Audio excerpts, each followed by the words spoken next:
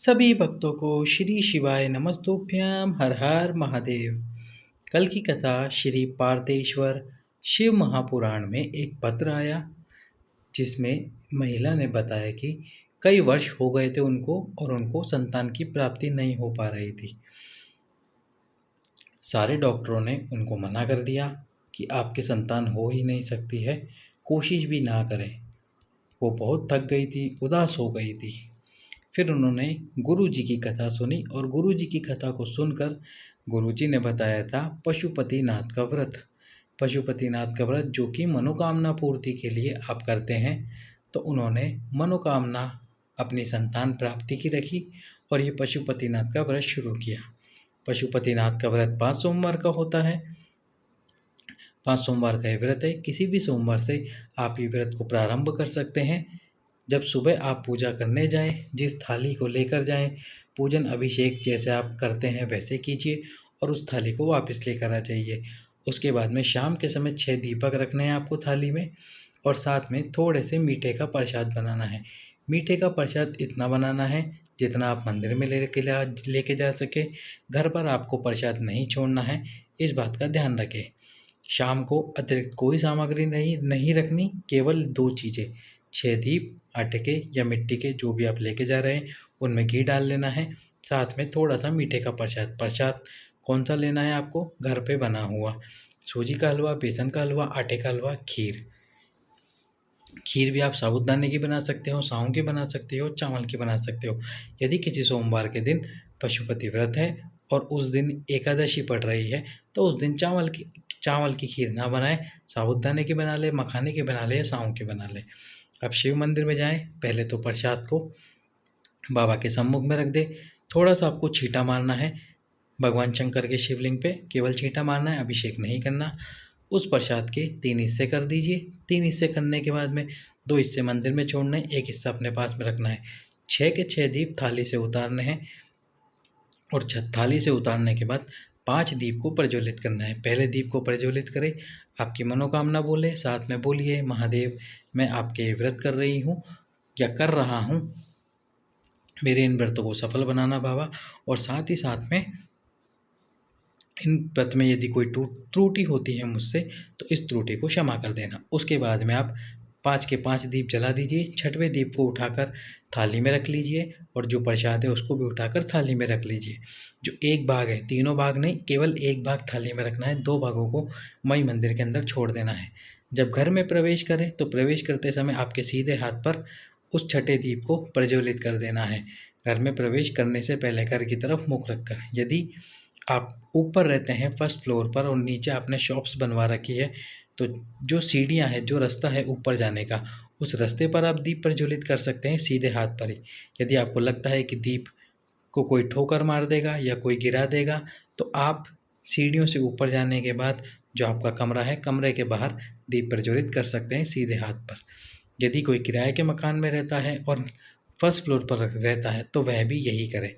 जिस कमरे में आप रहते हो उस कमरे के बाहर ये दीप प्रज्वलित करें। एक टाइम फलाहार करें, एक टाइम भोजन करें, जो घर पे बन रहा हो भोजन वही करना है। पशुपति व्रत का प्रसाद जो आप लेकर आए हैं घर पे किसी को भी ना दें। साथ ही साथ में ये प्रसाद आपको किसी को नहीं देना, जिसका व्रत है केवल वो ही प्रसाद ही खाएगा। पहला व्रत, दूसरा व्रत, तीसरा व्रत, चौथा व्रत, 5वां व्रत इस प्रकार करें। 5वें व्रत के दिन उद्यापन कर दे। उद्यापन करते समय आपको 108 वस्तु समर्पित करनी है, जो भी आपके पास हो। फिर वो फूल की पंखुड़ियाँ हो, फूल हो, बेलपत्र हो, चावल हो या फिर कोई दाल हो या फिर इलायची हो, लौंग हो, जो भी आपको 108 वस्तु मिल जाए ये समर्पित कर दीजिए। एक श्रीफल पर मूली का धागा लपेट कर 7 बार भगवान शंकर के शिवलिंग को स्पर्श कराकर शिवलिंग के पास में ही रख देना है, शिवलिंग के ऊपर नहीं रखना है। साथ में 11 रुपये और रख दें। इस प्रकार से आपका पशुपति व्रत कंप्लीट हो जाएगा, इसका उद्यापन हो जाएगा। तो उन माता बहन ने ये व्रत किया, साथ में सफ़ेद आंकड़े की जड़ वाला उपाय किया। सफ़ेद आंकड़े की जड़ वाला उपाय आपको पहले भी बताया है। पति और पत्नी दोनों सफ़ेद आंकड़े की जड़ को लेकर आएँ। भगवान शंकर के शिवलिंग पे से तुमरुका जी का नाम लेकर 21 बार उस जड़ को घुमा लीजिए। घुमाने के बाद में अब जड़ को घुमाना किसने? पति और पत्नी को दोनों को ही शिव मंदिर में जाना है। जड़ को घुमाना किसना है? पति उस जड़ को घुमा ले 21 बार तुमरुका जी का नाम लेके। यदि पति ऐसा है जो कि मंदिर नहीं जाते, कुछ माताएं बहनें बोलती कि हमारे पति मंदिर नहीं जाते, हमारा साथ नहीं देते, तो जो माता बहन गई है मंदिर जड़ बांधने के लिए, वह खुद भी 21 बार शिवलिंग पे से घुमा लीजिए। बस पति को बोलिए आप मेरे साथ खड़े रहिए। उसके बाद झोली पसार कर प्रणाम कीजिए, आपका नाम बोलिए, पति से अपना नाम बुलवाइए और शिवलिंग को देखते हुए लाल कपड़े में लपेट कर लाल धागे में, मूली का धागा ना भी हो तो बस लाल कलर का धागा हो, उसको अपनी कमर पर बांध लीजिए, केवल और केवल पत्नी। उसके बाद में आपको एक पीपल का पत्ता समर्पित करना है भगवान अवधूतेश्वर महादेव का नाम लेकर। उस पीपल के पत्ते को प्रतिदिन समर्पित कीजिए बाबा के शिवलिंग पे और उठा कर ले आइए। 5 मिनट बाद गाय के दूध में उबाल लीजिए। रात को पति और पत्नी दूध पीते समय उस गाय वाले दूध को पी लीजिए जिसमें पीपल का पत्ता उबाला है। अब वो माता या बहन ने ये वाला उपाय किया, सफ़ेद आंकड़े की जड़ वाला। पहले तो डॉक्टर ने मना कर दिया कि आपके संतान हो ही नहीं सकती किसी भी कीमत पर, तो उन्होंने पशुपति व्रत किया, ये सफ़ेद आंकड़े की जड़ वाला उपाय किया। पहली बार किया, उपाय असफल हो गया। दूसरी बार किया, उपाय असफल हो गया। तीसरी बार उपाय किया तो 15 दिन बाद, जड़ बांधने के 15 दिन बाद उनका गर्भ ठहरा। अब कोई माता बहन पूछती है कि हमने एक बार उपाय कर लिया, दूसरी बार करना ज़रूरी है या दूसरी बार करें? तो आप भी ध्यान रखिए, यदि एक बार उपाय सफल ना हो तो दूसरी बार करें, दूसरी बार ना हो तो तीसरी बार करें, तीसरी बार ना हो तो चौथी बार करें, पर उपाय करें। बाबा देर से सुनता है पर सुनेगा ज़रूर आपकी।